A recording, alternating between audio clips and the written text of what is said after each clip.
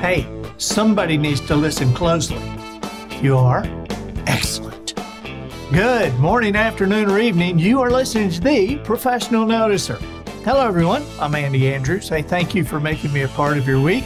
My purpose here today and with every show we do is to play the part of a best friend or a coach. I want to help you live the life of your wildest dreams by giving you access to the greatest mentors the world has to offer today.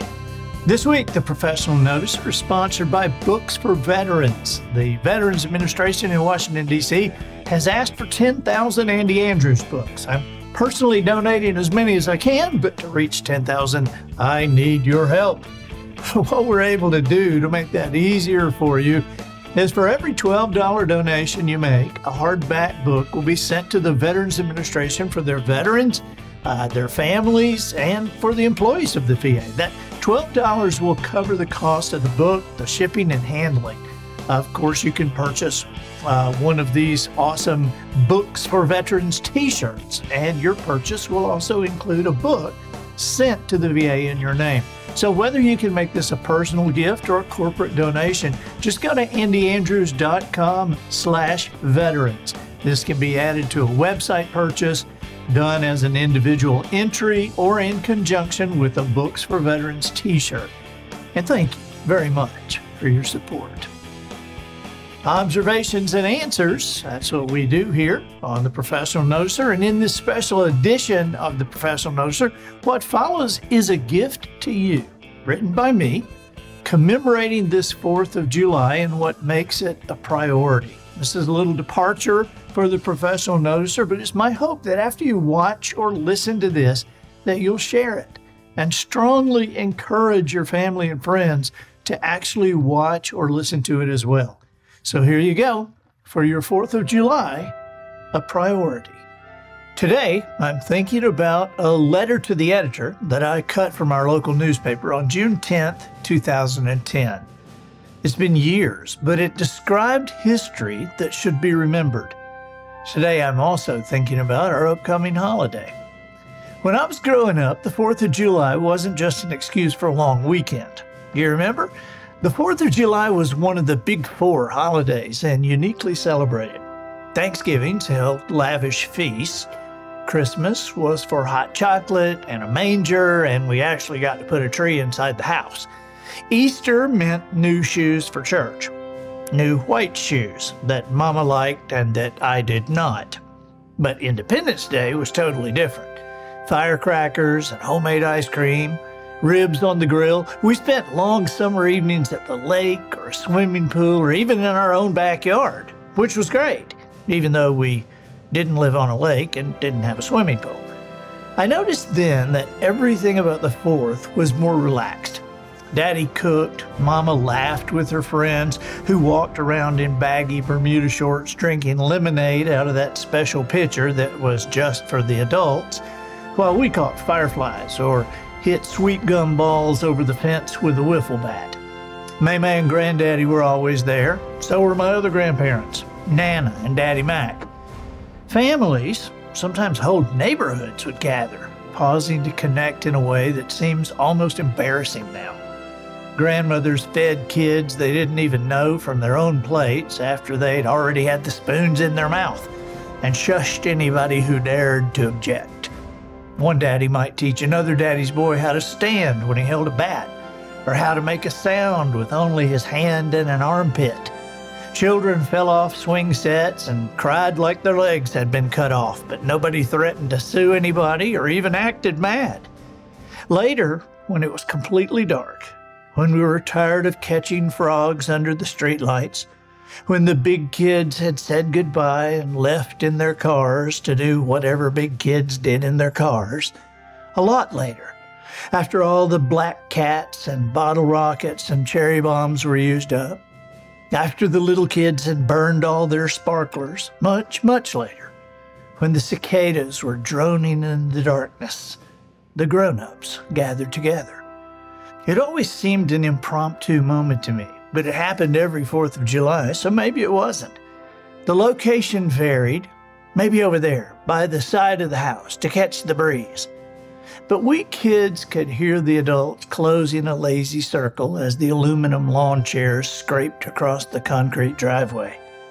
Lighters flared and more lemonade was passed around as we crept closer to the proceedings. It was a fact known by all kids and passed down through generations of kiddom that if we could just stay quiet, snuggle in close to the bare, sunburned legs of our mamas and daddies and stay still, they wouldn't make us leave.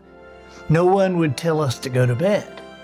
Sometimes, if we waited long enough, lying there on the cool concrete in our damp bathing suits, smelling like chlorine and barbecue sauce, we got to hear our grandparents talk about the time during the war. Quietly, they would remember out loud about crackly newscasts from Europe and victory gardens and the ways folks helped each other here at home. They talked about places like Italy and France and Saipan. I remember Saipan because that was where Timmy Underwood's granddaddy had fought. It was a neat word to me, Saipan. I remember saying it several times when I heard it, just because it was so unusual. Saipan, Saipan. It seemed dark and wet and mysterious. Sometimes we fell asleep there with somebody's grandma propping her worn-out barefoot on our backs or legs as we listened to their soft old voices drifting through the hot summer night, fireworks booming in the distance. Saipan seemed far away. It's even farther away now. Our sons, Austin and Adam, lost their last grandparent when Polly's mom, Patsy Jones, passed away. The boys were 8 and 10 years old. Today, they're 21 and 23. The true stories of our greatest generation are fading now as their souls leave this earth. There no longer seems to be time or even a desire for families and neighbors to gather and love and listen to each other. Our backyards are barricaded with prefab fences. Our homes don't welcome visitors with front porches anymore. And our older citizens seem to be increasingly disregarded. Perhaps it's an oversight, but no matter, this vast pushing aside that society facilitates of those now in their 8th or 9th decade of life is a tragedy. Not necessarily for them, but definitely for us. Without consideration for the consequences, we are allowing them to be silenced. Our schools, our city councils, our churches, you and I, are looking the other way as the greatest generation of citizens our country has ever produced quietly take unique wisdom to their graves. It must be understood that these men and women possess a historical perspective that cannot be purchased at any price, and time is running out. They have earned a level of wisdom and understanding that we ignore at our own peril. Exactly what is that peril, one might ask? Perhaps our greatest risk is a civil society in which to work and live and raise our families.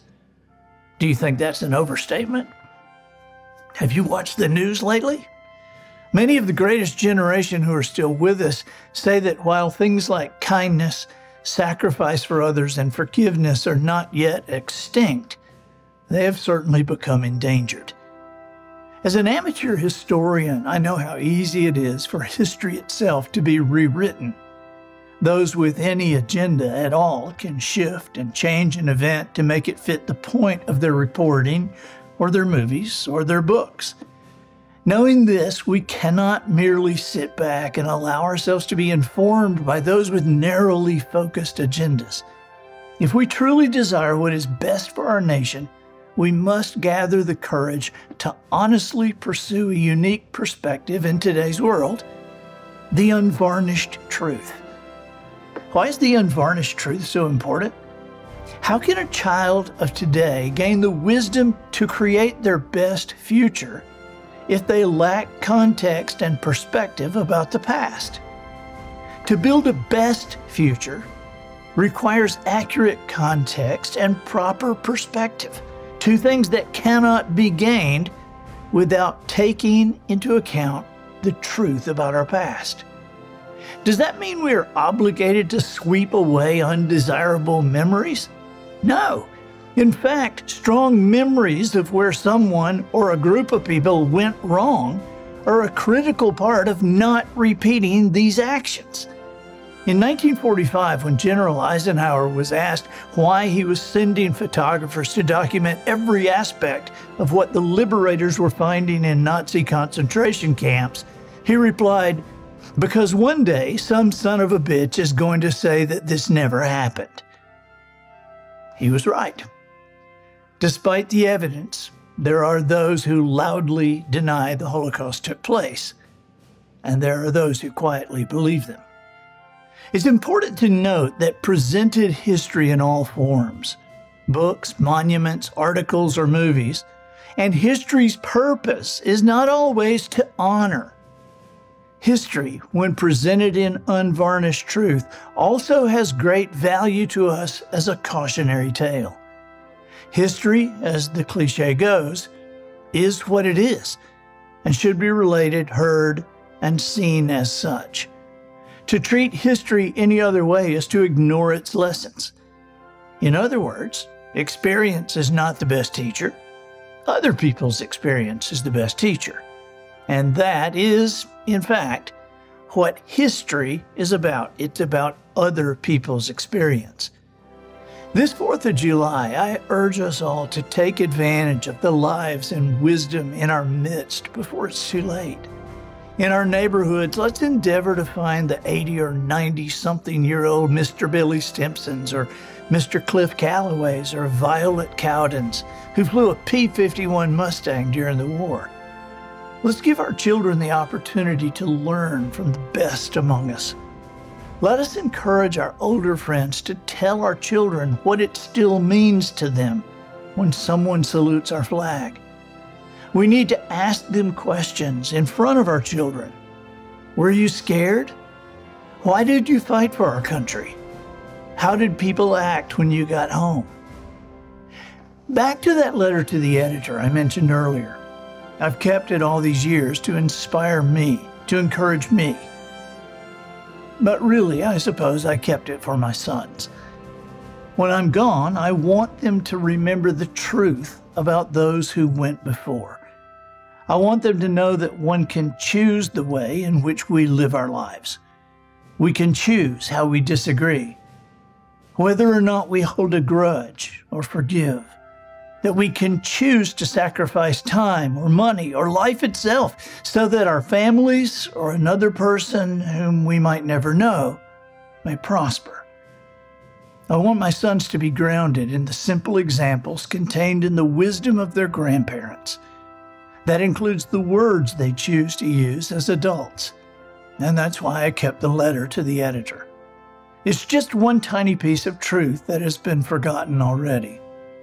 One day, it will be important for my boys to read and understand. Here is that letter. Dear Editor, I am an 88-year-old veteran of World War II who served proudly with the 1st Marine Division in Okinawa and China. As I viewed the recent series Pacific on HBO, I was angry and embarrassed at the constant use of the F word while depicting Marines in battle. I went into the front line in Okinawa on May 9, 1945 with the 1st Marine Division. The fighting could only be described as pure hell. I never heard the F word. We lost 70 of our 160 men in one push. I never heard the F word. During 6 days of vicious fighting at Kunishi Ridge, I never heard the F word. It may be commonplace for people to use that word nowadays, but it was not commonplace during the 1940s when most everyone went to church on Sundays. I resent the fact that modern movies shed a disrespectful light on the Marines and those of us who were actually there. We've been called the greatest generation and given honor flights to Washington, D.C. We are not the generation who spoke the F word in every other sentence, even when in battle. Please help me set the record straight for history. H. Paul Bailey. And for my family to yours, happy 4th of July.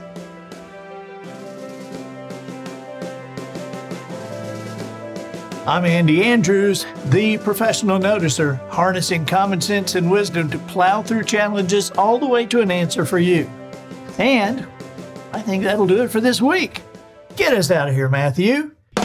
So, ladies and gentlemen, and to the boys and girls who aspire to become ladies and gentlemen, we have reached the end of another episode of The Professional Noticer.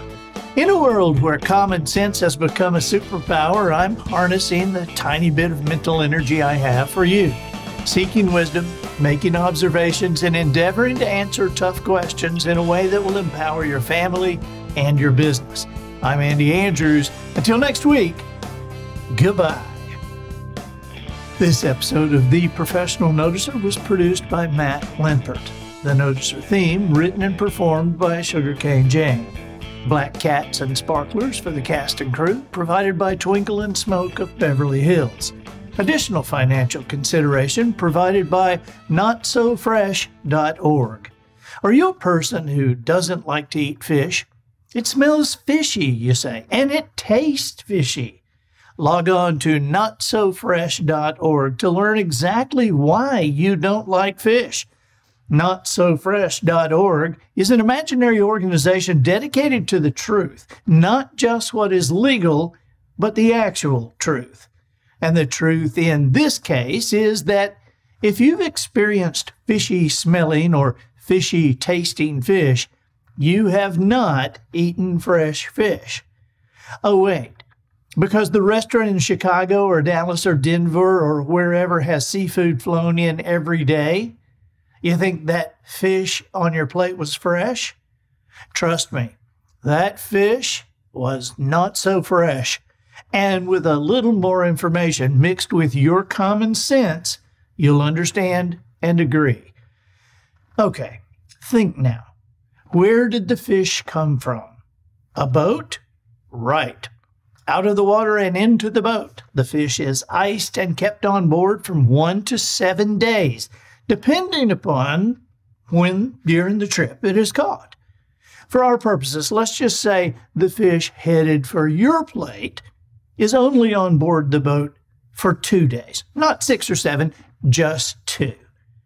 From the boat, the fish rides a conveyor into the large factory fish house and spends at least a single day in what is called a distribution center. From the distribution center, on day 4, a truck takes the fish to an airport where it waits for a flight that everybody hopes is on time. Assuming it is, the jet ferries the fish to your city where it is unloaded to wait for another truck.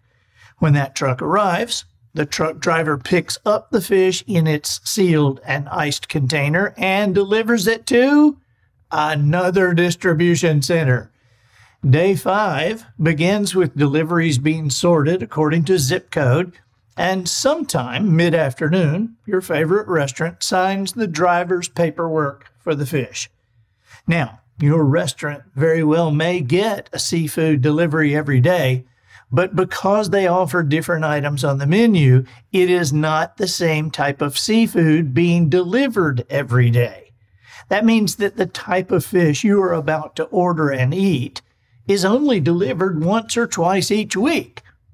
To make you feel better, let's say twice. The point is this. When you sit down in the restaurant and order the kind of fish that sounds good to you, it is, count with me now, 2, 3, 4, 5, 6, 7, at least likely to be 7 days old. 7 days, never frozen. That's what we call not so fresh. As an aside, do you know what fresh fish actually smells like? Most people don't. Well, fresh fish smells like nothing. That's right, nothing.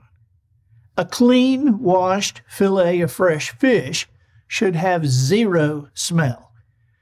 But as hours and days pass after the fish is killed, despite being on ice, the fishy smell increases. Why? Well, not to completely gross you out, but the increased level of fishy odor correlates exactly with the fish's increased level of decomposition. To confirm this, a simple trip to the seafood counter in your local market should suffice, because the same delivery process your favorite restaurant uses also applies to them. Look carefully in the glass case. Think about this and allow common sense to guide you. See those yellowfin tuna steaks at $30 a pound? The large print on the tag says wild caught, fresh, never frozen. But fresh tuna steaks should be bright pink, almost translucent, not darkly colored like those. See the flecks of brown crust around the edges? That is decay. Now look back to the price sign. See the small print in white over to the side? Product of Brazil. Product of Brazil? How long has it been since an actual tuna was wearing that fillet? Continue to look at the rest of the fish in the display. Pay attention to all that's marked fresh, never frozen, and look to see where it originated. The label's right there. The corvina is from Costa Rica. The cobia is from Panama. The swordfish is from Ecuador. Do you really want to eat fish or anything labeled fresh, never frozen from Ecuador? Yeah, I didn't think so. We are notsofresh.org.